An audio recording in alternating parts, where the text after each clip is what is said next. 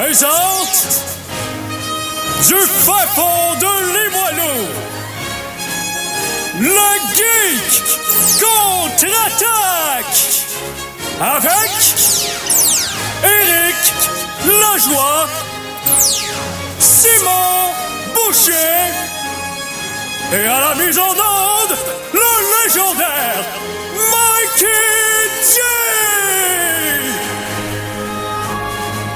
Alors, samedi le 15 mars 2014... Tu as raison! Et bienvenue à cette nouvelle édition des Geeks contre-attaque. Alors, Éric Lajoie avec vous, mais Éric n'est pas seul. Non, il est accompagné, premièrement, de son co-animateur légendaire et habituel, Simon Boucher. Je suis ici pour vous servir et ou boire un café en vous regardant et en vous jugeant. Ou les deux, un n'exclut pas l'autre. Ensuite, on a comme chroniqueur extraordinaire, Philippe Jacques. Bonjour tout le monde. J'aimerais qu'on s'arrête un petit peu. Pourquoi extraordinaire?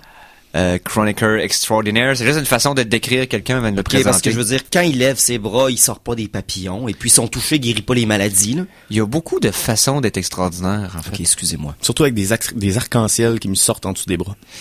Techniquement, si tu décides de licher le trottoir en sortant dehors puis que tout le monde te regarde, t'es extraordinaire, non, parce que les spécial. gens ordinaires font pas ça. C'est spécial. Tu fais quelque chose d'extra que les gens ordinaires font pas. Donc, et à la mise en onde, Ouais. Michel Gauthier. Ben oui, hey les gars, Ouais, j'ai vu une référence à Star Wars. J'ai entendu une référence à Star Wars dans une chanson de Greased Lightning. Tu sais, à un moment donné, là, ça chante Chewbacca, Chewbacca, Chewbacca, Chewbacca. On vient de commencer l'émission puis on dérape déjà. Ça va pas bien. Je suis content que c'est pas moi qui ai fait la première blague de qualité douteuse. Donc... Oui. Mais inquiète pas, t'es protégé par la fenêtre, donc on peut pas te punir immédiatement. Ça va aller après l'émission ou pendant la pause musicale, on trouvera. Donc, y a pas de pause musicale aujourd'hui. Pas y a rien? Faites-moi pas mal. On fait un marathon de 8 heures à parler sans interruption. Nice. Donc, ce qu'on va faire d'abord, on va commencer par les nouvelles de la semaine. Ben... C'est maintenant l'heure de vous informer. Voici les Geektualités avec Simon Boucher. Il est là cette semaine. Hey, Simon. Tout d'abord, bonjour. Bonjour. Bonjour. Bonjour. Bonjour. Bonjour. Qu'est-ce qui s'est passé cette semaine dans l'univers de la geekitude? Plein de choses. La question, je me demande, c'est est-ce que je commence dans les bas-fonds ou dans les hauts-fonds et on descend? Je pense qu'on va commencer en haut et on va descendre. Okay. Moi, je dis, tu commences en bas puis tu creuses encore plus, comme Je d'habitude. peux malheureusement pas. Bon, ben, Simon, c'est toi qui décides, man. Ok, donc on va commencer avec quelque chose de léger et de scientifique et même un petit peu qui va nous amener dans le passé de l'humanité. Ben pas de l'humanité, mais des créatures. Bon, on connaît que les dauphins et d'autres créatures comme les baleines ont une sorte d'écholocation, donc sous-marine. Ils font des sons qui, un peu comme la chauve-souris, ils rattrapent les ondes qui reviennent. Ouais. On vient de trouver des fossiles de baleines qui montrent les premiers moments que cette modification génétique s'est arrivée à des animaux. Donc, par la forme du crâne, par les cavités, on est capable de savoir si la créature elle-même était biologiquement faite pour recevoir ça. Et les baleines, ils sont plus cool que nous depuis 32 millions d'années. OK. Fait que c'est quand même vieux. Fait que les radars, c'est bien cool, mais les baleines ont inventé ça il y a 32 millions d'années, mes amis. Fait que vos petits radars pour détecter des avions, ça vaut pas grand-chose. Ouais. C'est repost. En tout cas, donc, non, mais c'est ça. Donc, les baleines font ça depuis plus longtemps que nous. Comme bien des choses. Prochaine étape de leur évolution, un GPS intégré. Ouais. Ou ils vont avoir le Wi-Fi partout. Je sais pas. Ils vont Dans 3 vagues, tournez à droite. Recalculisation de la position. Prenez le prochain atoll à droite. Bon, il développe quelques mois. On a eu toutes les histoires avec Snowden, la NSA, l'espionnage et puis tout ça. Donc, ceux qui trouvaient que le gouvernement américain se mettait un peu trop profondément les extrémités dans l'Internet vont être contents d'apprendre qu'ils vont abandonner un de leurs rôles qui est extrêmement primordial dans l'Internet. Parce que c'était un organisme du gouvernement américain qui était responsable de distribuer et de gérer les adresses et les noms de domaines Internet. Le ICANN, tous ceux-là qui ont acheté un nom de domaine, c'était le gouvernement américain qui gérait ça. Et ils vont remettre le contrôle de ça à un organisme indépendant. Fait que Obama a déclaré cette semaine, c'est beau, on se retire, probablement pour enlever un petit peu de la grogne sur le fait que beaucoup de grosses compagnies, comme Facebook, a écrit une lettre à l'administration, justement, Obama, à dire on veut se battre contre les hackers, pas contre le gouvernement quand on fait de la sécurité, des choses comme ça. Ils vont changer le logo aussi, là, la pieuvre qui a comme la planète entre ses tentacules? Ou... Ah, qui était ma photo de profil pendant un petit bout de temps? Oui, j'espère que non, parce que c'était vraiment badass. Ça a vraiment l'air de sortir d'un mauvais film de James Bond. C'est rendu ton logo officiel, Simon. Ben, c'est quasiment, tu sais, c'est juste quelqu'un voudrait rire de la NSA, il aurait mis ça comme logo. Pourquoi? Ils comprennent pas l'ironie d'avoir ce logo-là puis d'essayer de dire au monde, non, on espionne pas trop, on n'a pas trop puis d'avoir un logo d'une pieuvre qui englobe la planète. Je suis seul à penser qu'ils sont caves. Non, moi je pense que le graphiste qui a fait ça était super génial. Ah oui, tout à fait. Non, j'ai rien contre le logo en tant que tel. C'est juste que je trouve ça un peu épais, ce qu'ils disent aux médias versus ce que le logo représente. En fait, je pense que juste le graphiste, il a fait, hey, on va faire un logo comme dans James Bond, ça va être génial. Puis la NSA, ils ont pas pensé plus loin que leur nez. Ils ont dit, waouh, il est beau le logo, on le prend. C'est un petit peu aussi comme les patchs, souvent que les escouades de l'armée américaine 11, là, vous êtes quand même une escouade de la paix de casque bleu, puis c'est un crâne avec un couteau, puis un éclair, puis un fusil en train de tirer sur un enfant. Des fois, le fait de vouloir être badass interfère un petit peu avec la mission première du groupe. Comme les gros, il y avait eu une sorte de scandale avec, on a blâmé bien sûr les jeux vidéo, mais c'était pas le cas. Il y avait des soldats qui portaient un foulard sur le visage pour cacher leur bas de visage, qui représentait une tête de mort, mais c'était des escouades de préservation de la paix. Fait que là, ça envoyait des messages mixtes, des choses comme ça. Là, le monde dit, mais il y en a un dans Call of Duty qui a ça, fait que c'est les jeux vidéo qui influencent l'armée. Non, Call of Duty a pris ça de l'armée. Fait que c'est donc. Peu importe, là, on commencera pas à blâmer qui que ce soit. Ah oui, c'est bien. Oui. Hey! Hein? Est-ce que vous vous rappelez de quelques mois, même, ça fait quasiment au-dessus d'un an de ça, dans l'Arctique russe, l'endroit où les choses les plus incroyables existent, ils ont trouvé un bébé mammouth qui était tellement bien préservé que lorsqu'ils l'ont sorti, ils ont découvert qu'il y avait encore du sang en l'état pâteux et presque liquide à l'intérieur de son corps. Oui. Wow. Les scientifiques responsables de la découverte se disent qu'ils ont maintenant de hautes chances d'être capables d'utiliser le matériel génétique du sang pour cloner un mammouth. Mammouth Park, une réalité! Wow! Hey, j'étais tellement content que ça l'a activé un thème. Ouais, c'est ça. Qu'est-ce qu'ils vont faire avec les mammouths, Simon? Ils vont faire de gigantesques hamburgers.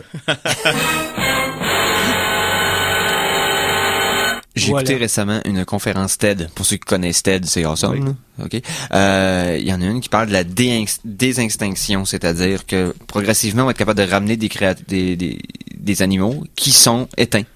Avec des extraits génétiques de ces animaux-là. Et récemment, il y a des scientifiques qui ont réussi avec 2 poules, en mettant des gènes de faucon dans une poule et des gènes de faucon dans l'autre poule, dans le coq et dans la poule, que les deux font un œuf et de l'œuf sort un faucon. Pas une poule, sort un pur faucon parce que le gène reproducteur, c'est des gènes de faucon. Donc de l'œuf sort un faucon à 100%. Moi, ce que je veux, c'est qu'ils prennent la première poule puis qu'ils mettent des gènes de faucon. Dans la deuxième poule, ils mettent des gènes d'Éric Lapointe. Puis on va voir Éric Lapointe faucon! Je pensais que t'allais dire des gènes de lion, fait que ça donne un griffon! Ouais. On a du travail, on s'approche. Ou un faux clion. Mais avec les, pensez-vous, Qui sait?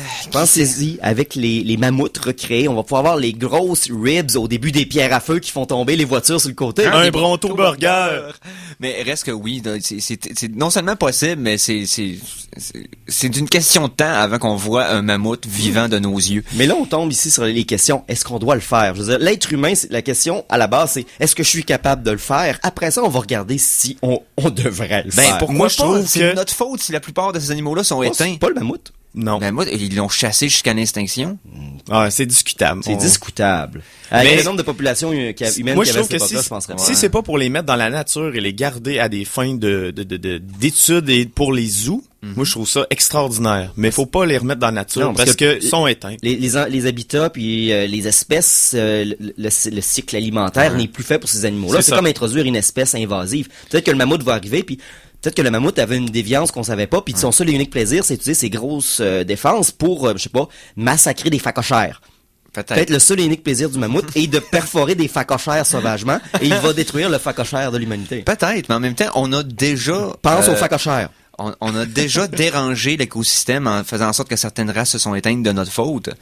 Donc, me semble que ça serait un devoir moral de tenter de réparer ces erreurs. Mais t'as vu les images de micro-cochons à Geneviève? Imagine des micro-phacochères. Peu importe. Tu veux détruire les phacochères. Je veux pas détruire les phacochères, je veux juste voir des animaux qu'on pensait jamais qu'on allait pouvoir voir de nos yeux. Puis manger de la vraie tourtière. De la tourtière de dodo. Non, pas de dodo, ça va de la doudière. Mais non, la tourtière à base de tourte. Ben oui. Oui. Personne de notre génération a mangé ça pour vrai, là. Mais le problème, c'est qu'on n'a plus d'exemple. Ça veut dire, il va falloir trouver une tourte congelée quelque part ou dans un marais qui arrête. Ou empaillé. Ouais, mais ça là, trouver ici, dans ce cas-ci, on a du bon matériel génétique parce que c'est une sorte de cryogénisation qu'il y avait eu parce que c'était l'Arctique. Mais la tourtière, pas la tourtière. La tourtière n'est pas un animal. Fait que, gang, si vous avez gardé votre tourtière de mariage dans votre congélateur, c'est le moment de la sortir afin d'enlever l'ADN et reconstituer la tourte. Mais reste que c'est un beau débat. Oui, honnêtement, là, c'est quelque chose qui est très intriguant pour les années à venir. Puis c'est sûr qu'on pourrait même starter un débat sur la tourte. C'est déjà le fait. côté éthique du clonage d'animal éteint. Ben, on pourrait en parler un débat, mais ce serait bien de se préparer. Donc, on se garde ça dans notre bassin de choses qu'on pourrait s'ostiner dessus. Ouais, c'est ça. Ben oui, tout à fait.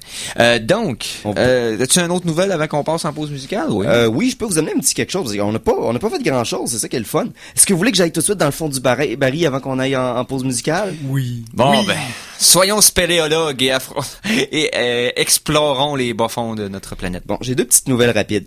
Eric, tu me sembles un homme bien nanti. As-tu 40 000 à me passer? Laisse-moi réfléchir. Non? Ah, c'est dommage. Parce que j'aurais pu mettre dans ton salon un appareil incroyable. C'est-à-dire? As-tu un désir qu'un androïde, avec une tête de caméra de sécurité ou de mégaphone, se mette à twerker sauvagement sur toi? Parce que oui, nous avons créé des robots qui font du pole dance. C'est japonais. Non. Ah!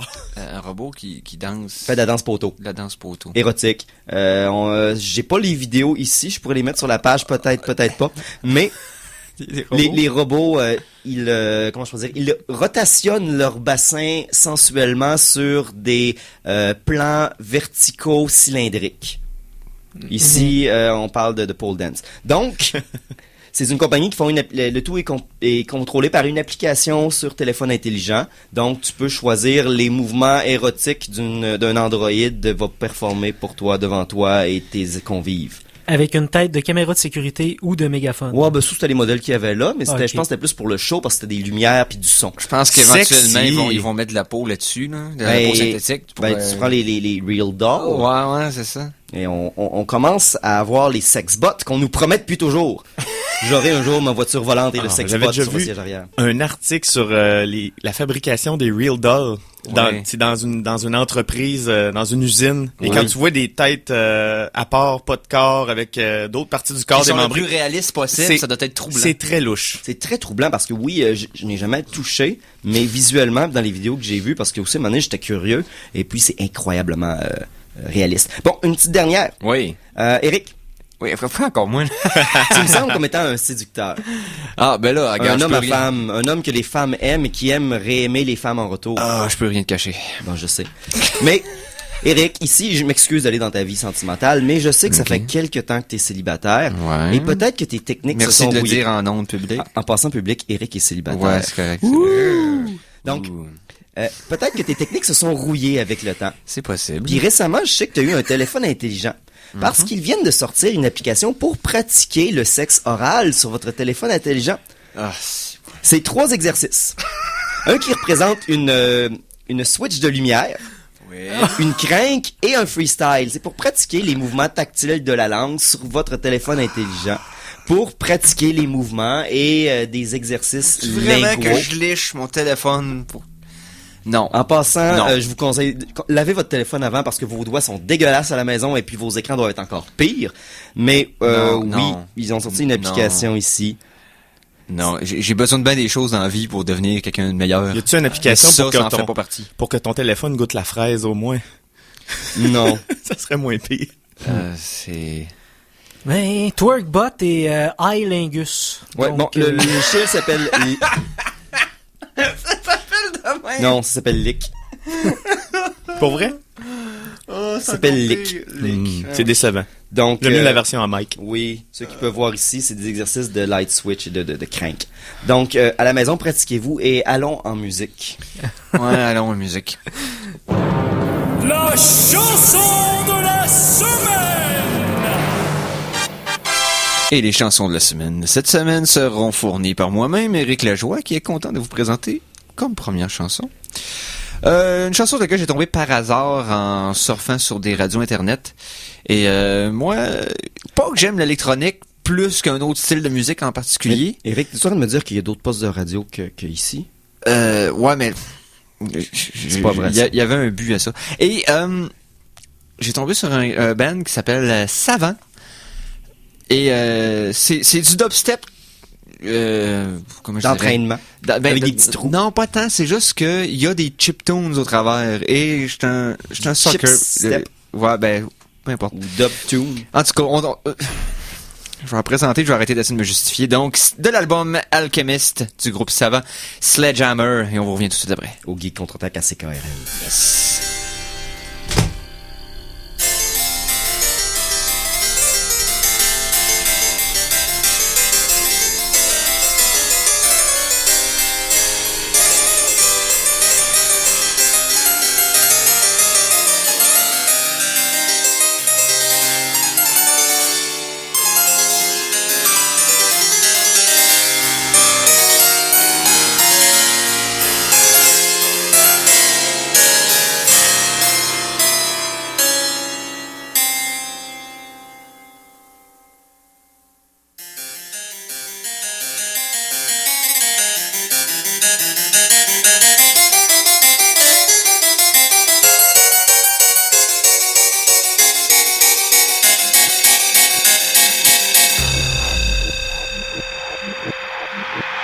It's a sledgehammer.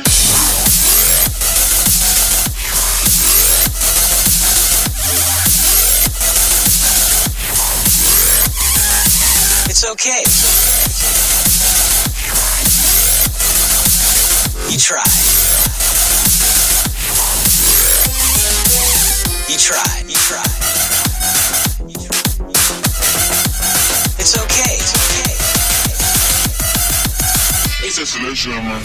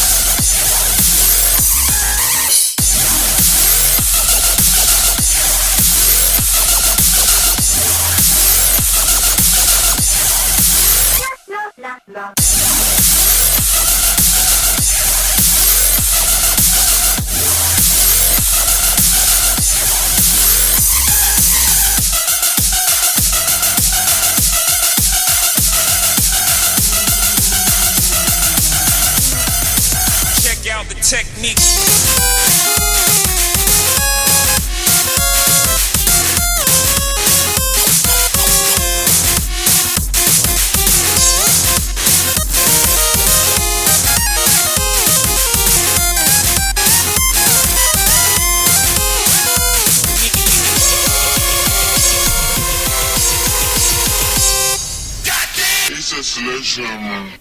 Et c'était Sledgehammer du groupe Savant de l'album Alchemist, dans lequel il y a du chiptunes, du banjo, du clavecin et du fun pour toute la famille. Surtout du clavecin.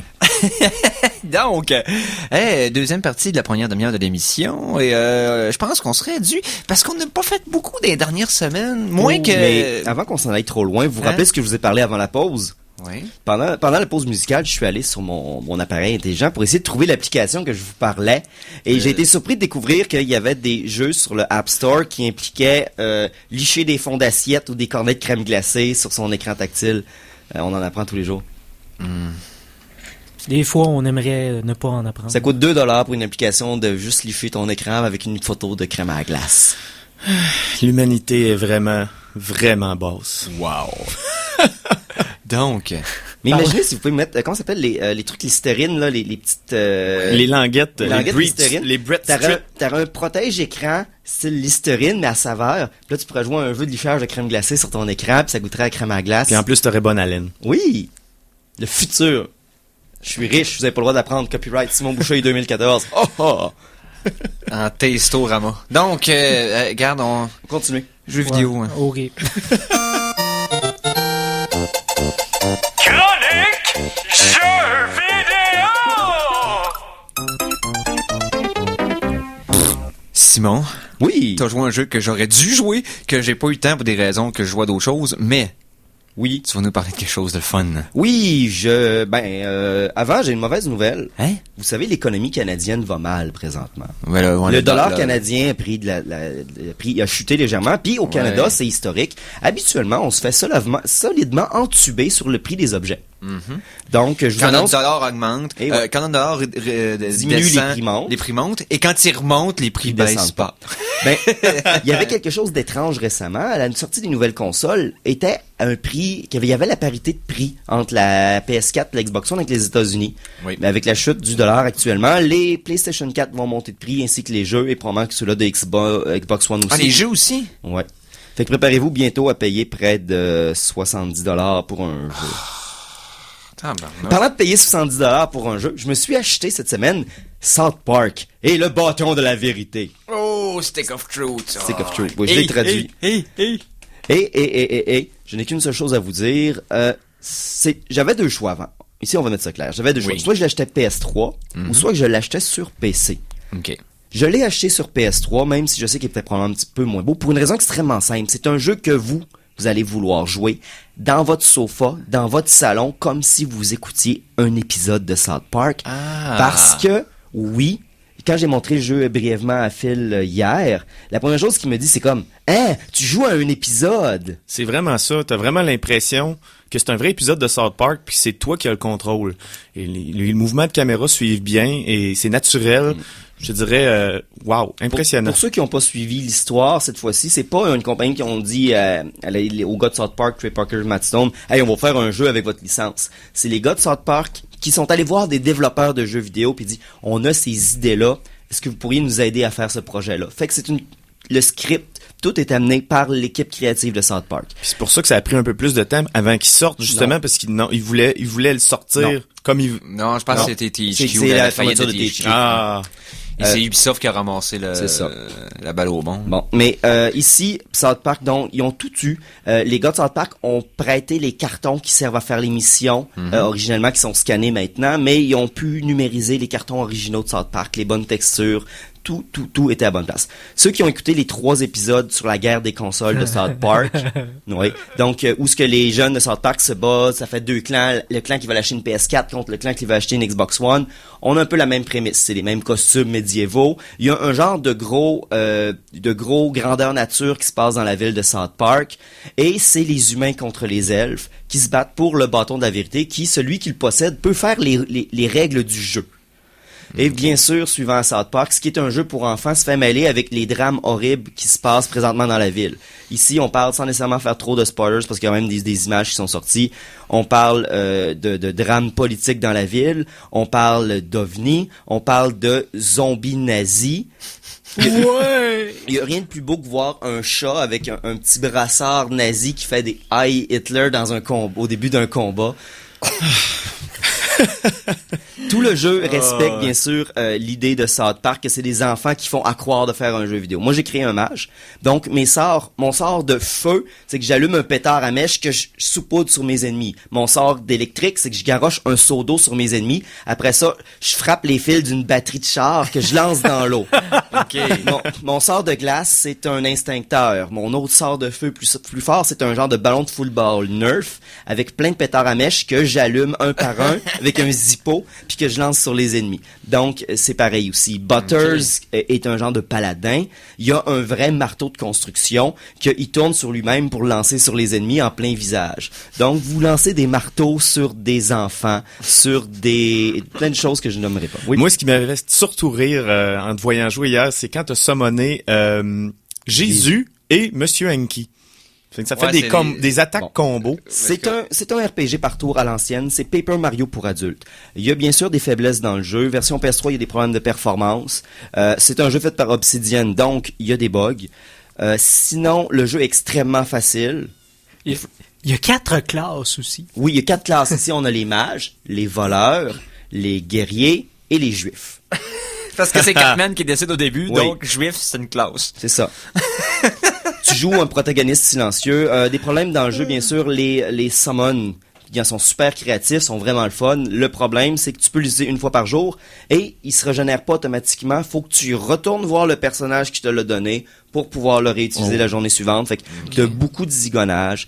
Il y a des petits problèmes. Comme je vous dis, il est beaucoup trop facile. Je l'ai fait à médium. Il y a eu seulement un boss fight que j'ai eu de la difficulté. Okay. J'ai l'impression que c'est un peu comme à une certaine époque, le Final Fantasy Mystic Quest, Final Fantasy VII. Ils ont mis le degré de difficulté plus bas pour essayer de plaire C'est vraiment le niveau Paper Mario côté difficulté. Ça, pour que le public qui aime South Park, qui sont pas habitués à jouer des RPG, puisse quand même embarquer dans le train puis suivre. Là. Bon, mais c'est un jeu de très mauvais goût. C'est équivalent avec South Park. Vous avez des achievements pour faire des pets sur des bébés avortés zombies nazis. Ben, moi, ce que j'ai entendu comme critique, c'est que c'est le jeu le plus drôle, le jeu vidéo le plus hilarant depuis Conker's Bad Fur 2. Le problème, on parle de classique. Le problème, c'est qu'il y a des hauts et des bas. Okay. Les hauts sont incroyablement hauts. Quand le jeu décide de dire n'importe quoi et puis de mélanger le fait que t'es un enfant qui s'imagine des choses en plein milieu d'une attaque militaire, c'est délicieux. Mais le problème, c'est qu'à un moment donné, tu te retrouves à te promener dans la ville puis déplacer d'un bout à l'autre, c'est des moments qui sont extrêmement tranquilles. Même si ce qui se passe en arrière-plan sont drôles, le gars du cinéma, il se fout de ta gueule parce que t'es trop jeune pour aller voir le film de Terrence et Philippe, des choses comme ça. Il y a des moments, les moments tranquilles sont très tranquilles. Ce qui donne la force aussi du jeu, c'est les personnages qui te suivent. Tu peux être suivi par Cartman, Kyle, Stan, Butters, Princesse Kenny. Princesse Kenny. Kenny qui a décidé d'être une fille parce que c'est comme ça qu'il se sent présentement dans son corps. Fait que les moments forts du jeu viennent souvent des personnages qui te supportent. Stan était légèrement dull. Butters vole le show du début jusqu'à la fin. Comme dans l'émission. Oui. C'est mon préféré. Et si vous aimez le rétro gaming, je ne dirai pas rien d'autre que la section où ce que vous devez aller au Canada est du bonbon pur. C'est un des plus beaux moments de jeux vidéo que j'ai vu depuis longtemps. Ça y est, je vais être obligé de jouer. Donc, honnêtement, c'est un jeu trop facile. C'est un jeu qui va vous forcer à faire plusieurs fois le jeu si vous voulez avoir tous les achievements, ce qui est un petit peu triste parce que je suis curieux de voir sur une deuxième progression, est-ce que les blagues vont devenir plus drôles? C'est comme réécouter un épisode 2-3 fois à m'amener. Est-ce qu'il devient moins intéressant? Est-ce que c'est un jeu qu'on va pouvoir aussi bien rejouer? Je ne sais pas. C'est quand même un bon 10 à 14 heures de jeu, dépendamment de tout ce que vous voulez faire. Okay. C'est très intéressant. Mais moi, ce que je vous dis, faites-vous pas une game anormale, faites-vous une partie à difficile ou à très difficile.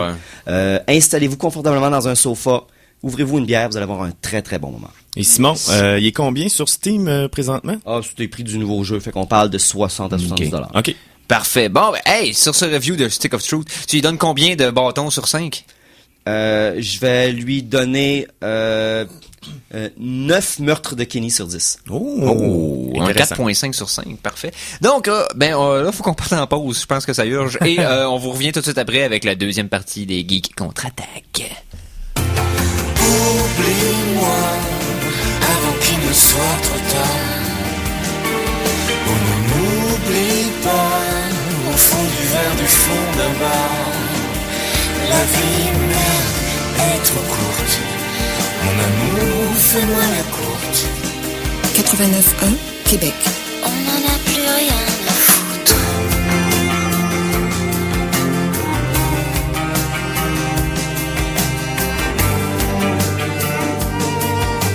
Vous écoutez CKRL 89.1. Cultive tes goûts. Puisqu'il faut vraiment de tout pour faire un peuple. Les héros comme les fiottes, le soleil comme la flotte. Profite. Puisqu'il faut vraiment s'aborder le navire, on va se finir. Oui, si tu... Le radioton de CKRL arrive à grands pas. Des millions de téléspectateurs sont les témoins de cet événement. Les 4, 5 et 6 avril. Ça ressemble à peu près à tout ce qu'on peut imaginer. Et cette grande rencontre radiophonique sera présentée par la Barberie, unie dans la fierté à cause de ce que vous avez réalisé. La boîte à pain Café Napoli. C'est un grand honneur et un privilège pour nous d'être ici. Et le bal du Lézard. C'est un moment sans prix dans l'histoire de l'homme. Répétez après moi le plus rapidement possible.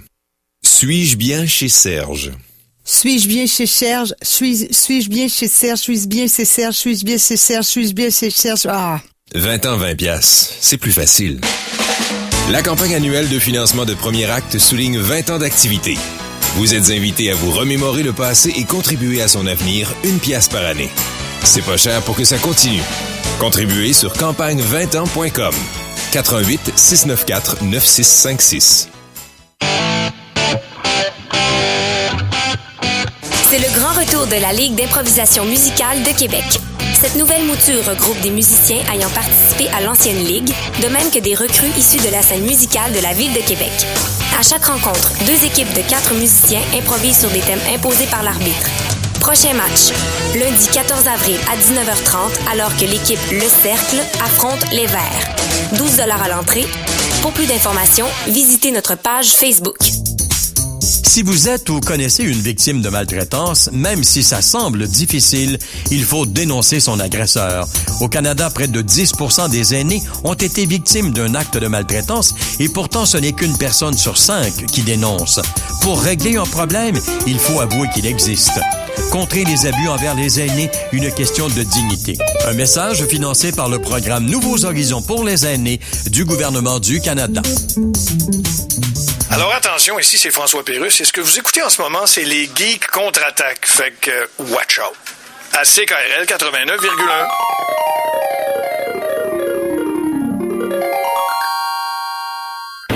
De retour de la pause, revoici les Geeks contre-attaque! Et nous sommes de retour au Geek contre-attaque. Et je suis content que nous soyons de retour pour une raison particulière. T'aimes ça revenir? Non, j'aime murmurer. Oh! Mais j'aime aussi avoir une raison de murmurer, et la raison est la suivante. C'est qu'on va voir, après tant de semaines, une chronique pyrologie! Wouhou! Le fond du baril scruté à la loupe. Voici notre pyrologue, Philippe Jacques! Ah! Herr Doctor! Salut, Mister! Salut! Donc, on parle de pire quoi? On aime ça parler de Batman. On parle-tu de Batman? Ça vous tente-tu de parler de Batman? On parle-tu de Batman? C'est quand la dernière fois que ça m'a pas tenté de parler de Batman? On peut parler de Batman. On parle-tu de Batman? Ouais. C'est qui Batman? Affleck! Ouais, aussi. Mais non, on va plutôt se concentrer sur un top 10 des pires vilains de Batman ever.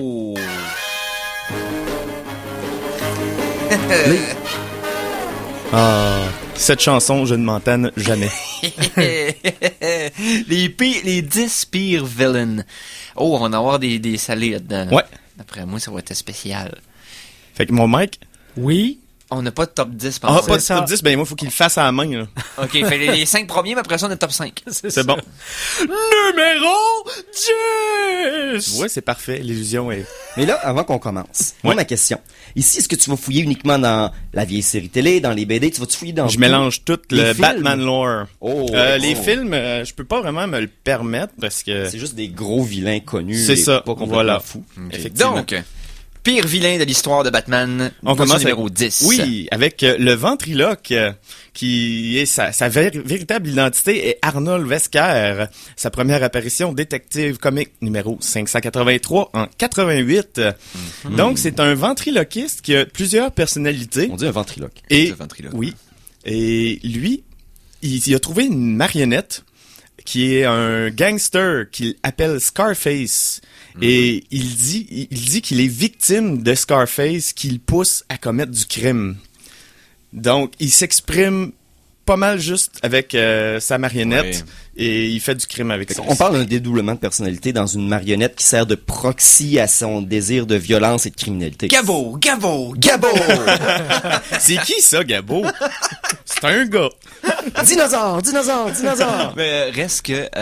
Excusez. Ils ont fait de quoi de cool avec le ventriloque dans Arkham Asylum, je pense, ou Arkham City. Arkham City, puis Arkham Asylum. Il y a des, c'est pour ça qu'il est en numéro 10. Je commence soft. C'est ça. On finit avec le fond du baril. Donc, numéro 9! Pire vilain de l'histoire de Batman numéro 9, c'est qui? C'est moi. C'est tête crâne d'œuf. Egghead. Là, on va dans la série télé. Là. Oui, qui a été créé pour la série de Batman 66 et qui est joué par Vincent Price. Nul autre que Vincent Price. Effectivement. Pour résumer son apparence, c'est un grand moustachu chauve qui a pas de pouvoir. Mais il se vante d'être quand même le criminel le plus intelligent de tous les temps. Non, mais je m'excuse, mais pas avoir de cheveux vous donne une puissance surhumaine. Ça, il semblerait. Ouais. Et lui, il trippe particulièrement sur les œufs et les mauvais jeux de mots. Donc, il dit tout le temps « Exactly ». Excellent. Je suis euphorique. Ouais, c'est ça. Déjeuner au Egg Ski. C'est ça. Il a volé tous les noms de restaurants déjeuner. Ouais. Puis lui, il utilise aussi beaucoup d'armes en forme d'œuf. Et étrangement, vu que c'est la série de Batman 66, les armes, c'est tout le temps des bombes lacrymogènes ou du gaz hilarant. Tout le temps du gaz coloré dans Batman 66. Oui, hein, c'est ça là. Ça prenait de la fumée de couleur. C'était important. C'est un classique. Ouais, mais c'était pas cher à faire. Okay. Numéro 8! Alors, un pire vilain de Batman numéro 8. Et on reste dans Batman 66. Qui est avec le roi Tout, le King Tut. Qui est, le roi Tout. Oui. C'est comme Toutankhamon. Toutankhamon. C'est l'inverse de la chanson de Metallica, King Nothing, c'est ça? Le roi Tout et le roi Rien. Mais donc... C'est un ancien professeur d'égyptologie. Et ancien citoyen respectable de Gotham City. Ben oui. Mais jusqu'au moment où il se cogne la tête. Il trouve une porte des étoiles dans son garage. Non, il se cogne la tête contre une momie. Non, il se cogne la tête contre, je sais pas quoi, un cadre de porte probablement. Et tout d'un coup, il se réveille et il pense qu'il est le roi Toutankhamon réincarné. Et il clame que Gotham est son royaume. Il a le pouvoir de l'amnésie! C'est ça. En résumé, oui. Et c'est bien qu'à la fin de l'épisode, il se recogne la tête puis il redevient normal. Jusqu'à temps qu'il soit réinvité pour un autre show, où il se recogne la tête, redevient tout. À chaque fois? À chaque fois. Puis il est là dans les 3 années. Je pense qu'il est là 5 fois, facilement. Il trouve tellement de raisons qu'il se recogne la tête différemment. C'est tellement poche qu'il Quel tool! Il est tellement poche qu'il a seulement réapparu dans les comics en 2009. Oh. Donc, entre 66 et 2009, il n'y a pas de roi Tout. Non, c'est au-dessus de 40 ans de... Mais tu sais, avec lui, c'est tout ou rien. Oh! non. Numéro 7! Alors, pire vilain de l'histoire de Batman, numéro 7. On est-tu encore dans la série télé? Non, là, on est encore dans une série télé, mais celle des Animated Series. La série animée des années 90. Oui. Qui est spawné plusieurs vilains. Là, on se souvient de Harley Quinn. Oui, entre autres, qui est devenu un... Mais là, ici, on parle de Baby Doll. Ah, oui. Baby Doll? Oui, qui a l'apparence d'une petite fille. Et c'est en réalité une adulte qui est une ancienne enfant vedette et qui est atteinte d'hypoplasie systémique qui l'empêche de grandir. Okay. Et elle, son plan génial... C'est que vu que c'est à l'air d'une petite fille, Batman ne peut pas frapper dessus. C'est ça. Et son plan génial, c'est d'enlever toute l'équipe de son ancien show afin de le forcer, de le remettre en onde par la force. Voilà. C'est ça son but dans le vie. C'est comme si Macaulay Culkin reviendrait, kidnapperait tout le monde, essaierait de faire un nouveau moment, j'ai raté l'avion. C'est ça. Peut-être. Reste que oui, c'est bizarre comme idée de villain, mais je me rappelle que ça avait été des très bons épisodes par contre. Oui, ben c'est la série animée, il ratait rien, mais l'idée de base est louche. Le jeu de Super Nintendo de la série animée était très cool aussi. Oui, mais non, pour les fans de Batman, la série animée, là, mettez la main là-dessus, c'est génial. Donc... Numéro 6! Et numéro 6 des pires vilains de l'histoire de Batman. On y va avec Killer Moth, qui est en réalité Drury Walker, et qui a fait sa première apparition dans Batman numéro 63 en 1951. Donc c'est le papillon de nuit meurtrier. Oui, c'est aussi un anti-Batman, car lui, il trippe vraiment sur Batman, il veut faire comme lui, mais de façon méchante. Donc, si Bruce Wayne est un millionnaire, lui aussi, Batman a des gadgets, lui aussi. Batman a un costume basé sur un animal, lui aussi. Batman attrape l'herpès, lui aussi. Mais Batman se cache dans l'obscurité, puis lui, c'est un papillon de nuit, fait que nécessairement, il s'en va vers la lumière. On peut résumer ça ainsi. Et en plus, son costume c'est l'anti-Batman, donc si Batman, son costume est noir et dark, lui, il est fluo avec plein de couleurs. Il est vraiment beau. Il aide les criminels pour des sommes d'argent considérables. OK. Puis comme je disais, il y a les mêmes genres de gadgets que Batman, donc il a une mode cave et un mode signal. Et il est tellement poche. L'hiver, il y a une mode de neige. Il est tellement poche qu'en 95, il a vendu son âme et il s'est transformé en Charax, un papillon de nuit mutant monstrueux, qui a été tué par Superman, qui l'a déchiré en deux. Superman l'a déchiré. Il tue jamais personne, mais là, il a dit non. C'est devenu un monstre. Ah ouais, c'est devenu un monstre. Ouais. Ah, ben oui. Mais là, ce que j'ai envie de faire, ouais. Il m'en reste 5. Ouais. Fait que là, moi, je propose, on garde les 5 pour la fin. Fait qu'on fait une pause musicale. Et voilà. Pause musicale. La chanson de la semaine 2! Et je reste dans le dubstep pour la deuxième chanson de la semaine. Et ce coup-là, je reste dans le jeu vidéo. Pour ceux qui connaissent, il y a un certain jeu qui est sorti, Call of Duty Black Ops 2. Oui. Ça doit dire de quoi je travaillais dessus. Et il y a une scène dans le jeu où ils s'en vont dans une discothèque. Oui. Et il y a une toune qui joue. Oui. Cette toune-là, avant que le jeu sorte, personne ne savait.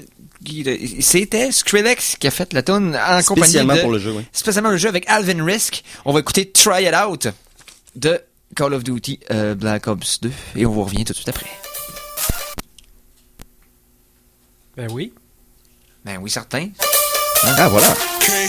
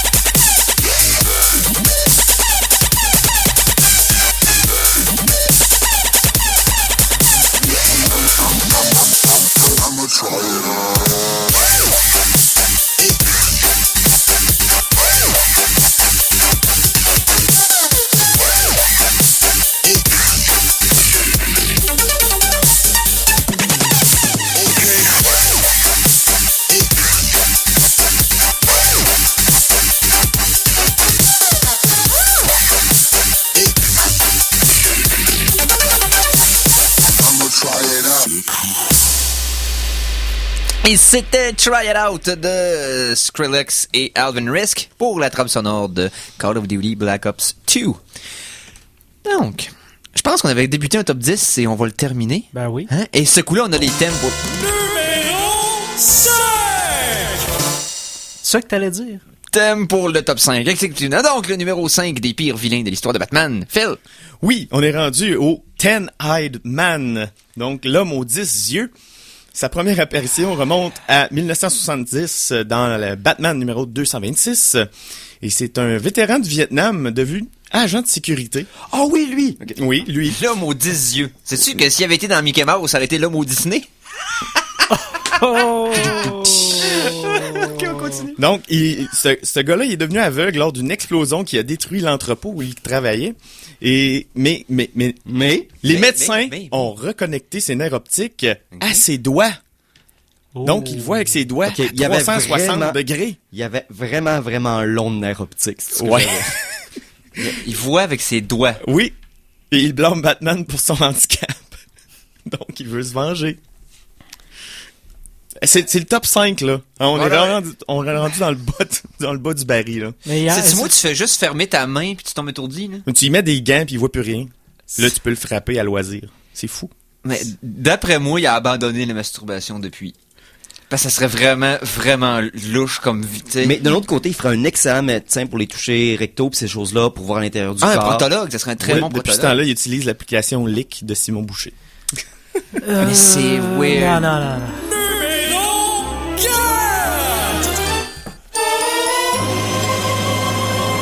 Fallait que je vous arrête, ça a dégénéré. Oui, non, t'as bien fait. Le pire vilain de Batman, position numéro 4, qu'est-ce qu'on a? On a le Crazy Quilt, qu'on pourrait traduire par la courte pointe folle. C'est viril, ça. C'est très viril. Et t'as pas vu son costume qui ressemble justement à une jolie courte pointe colorée. C'est pas une joke, là. Non. C'est pas son nom de famille. C'est pas le numéro 1 encore, là. Sa première apparition date de 1946 dans Boy Commandos numéro 15. Son vrai nom est Paul Decker. C'est un ancien peintre qui est devenu voleur. Et lui aussi a été rendu aveugle. Mais lui, par une balle perdue lors d'un vol manqué. Mm-hmm. Et il a adhéré à une procédure expérimentale pour lui rendre sa vision.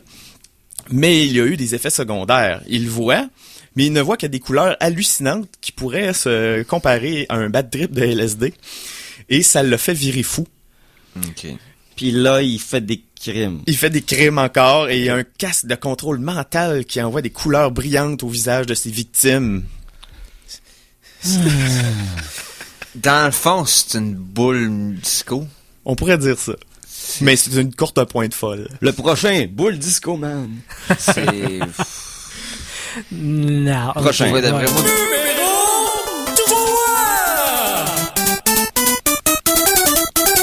Le pire vilain de l'histoire de Batman. En troisième position, qui est-ce qu'on a, Philippe? C'est de mieux en mieux. C'est de mieux car on a le Penny Plunderer, Ça traduirait comment? Le penny, c'est en tout cas c'est des scènes noires. Plunderer, le voleur de scènes noires. Ouais, c'est ça. C'est ça. C'est le chapardeur de scènes noires. Oui, chapardeur, bon choix. Il est apparu dans le World's Finest Comic numéro 30 en 1947 et c'est un voleur de scènes noires professionnel. Ah, il est payé pour ça. Lui. Au Canada, c'est vraiment pour lui. Il se paye lui-même pour ça. Hey, c'est avec des scènes qu'on fait des pièces, mon mec. D'ailleurs, si vous vous souvenez bien de la Batcave, dans à peu près toutes ses représentations, il y a une grosse scène noire géante dans la Batcave, et elle provient d'un de ses plans, à lui, le Penny Plunderer. Qui avait créé une scène noire géante. Oui, et c'est tellement pitoyable que le DC prétend maintenant que cette scène-là provient de Two-Face. Tellement que tout le monde a oublié le Penny Plunderer. Fait que c'est un peu comme Crâne d'œuf qui avait décidé de faire tout avec des œufs ou le pingouin avec des oiseaux. Lui, c'est tout avec des scènes noires. C'est ça. Il garoche des poignées de change pour distraire ses ennemis. Bon! Ah oui, ok, hein? Alors, qui est-ce qu'on a comme runner-up? Comme deuxième, celui qui a presque été le pire vilain de l'histoire. Médaille d'argent, là. La médaille d'argent. Le Condiment King. Le roi du condiment. Il était paru dans Batman, les séries animées en 1992. Non. Oui. Eric accepte. Accepte. Non. Tu disais que la série animée pouvait pas faire de tort. Et non, pourtant, il y a le Condiment King. Et il se sert de ses multiples condiments comme armes. Donc, il y a des guns à ketchup, à moutarde, à mayo. Et il fait, lui aussi, des mauvais jeux de mots à la Batman 66. Et il peut causer des chocs anaphylactiques dans de rares cas. Ben oui. Mais maintenant, ce qui est vraiment cool... de rares cas. Si t'es allergique au ketchup, ben là, il peut te faire un choc. Ce qui est vraiment cool maintenant, c'est que vous pouvez l'engager, et puis pour pas cher, il vient faire vos initiations de cégep puis d'université. Ouais, sûrement que c'est son sideline. Lui, il s'est fait battre par Batman quand il a glissé il a glissé dans sa propre mort de ketchup, puis il a failli tomber en bas du building, c'était un restaurant, et mais Batman l'a sauvé. Mais là, c'est un épisode de Burger Time ou de Batman? Comment ça? La série animée de Batman des années 90, t'avais pas compris? C'était bon, pourtant. Je me souvenais que c'était bon, mais c'était weird tout aussi. Tout peut échouer. Et voilà. T'as dit le mot juste, c'était. Ouais. Il en reste un. Il en reste un.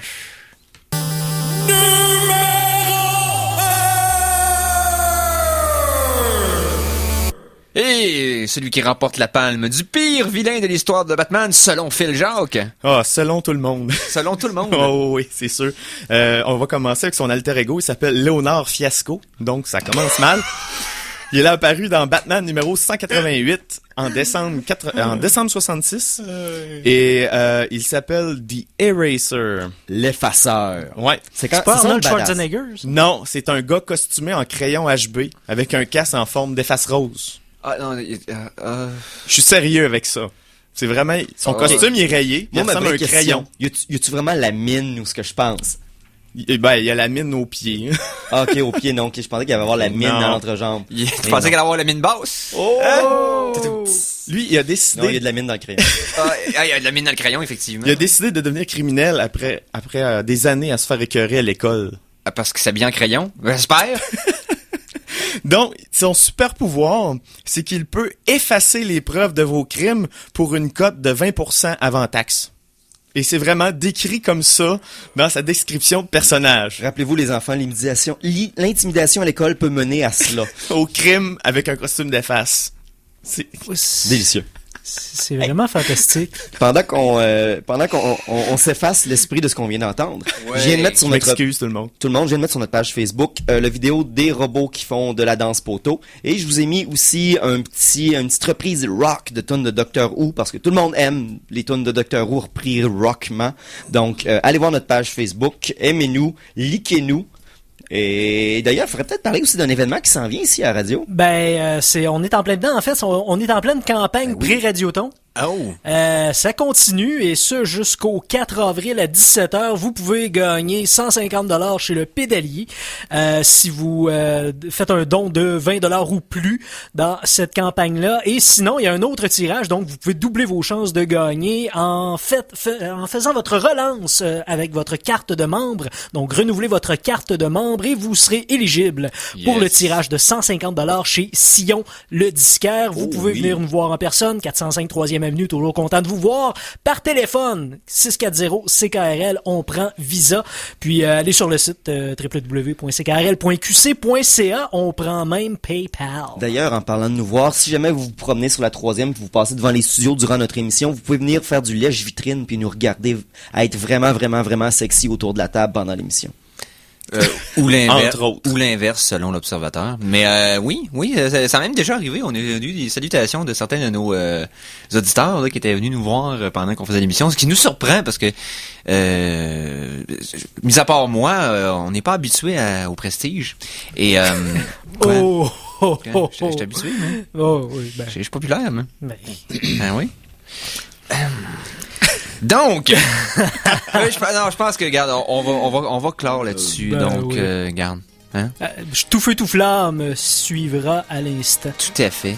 Et donc, ben, c'est la fin de l'émission. Merci beaucoup. Merci à Simon pour ces robots poteaux. Et ça me fait toujours plaisir. Une chronique de philologie comme je les aime. Merci, Phil. Ça me fait toujours plaisir de sortir les vidanges pour vous. Et merci, Mikey Boy, bien entendu. Ben, je pèse sur des pitons avec plaisir à chaque semaine pour vous, chers amis. Merci, Éric Lajoie. Salut, les geeks.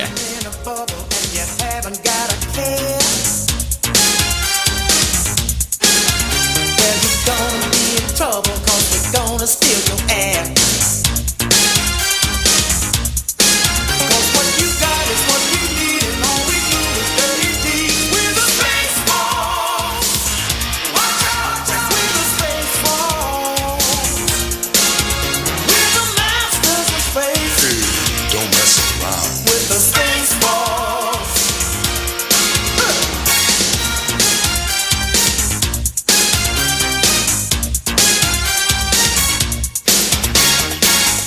You better watch out.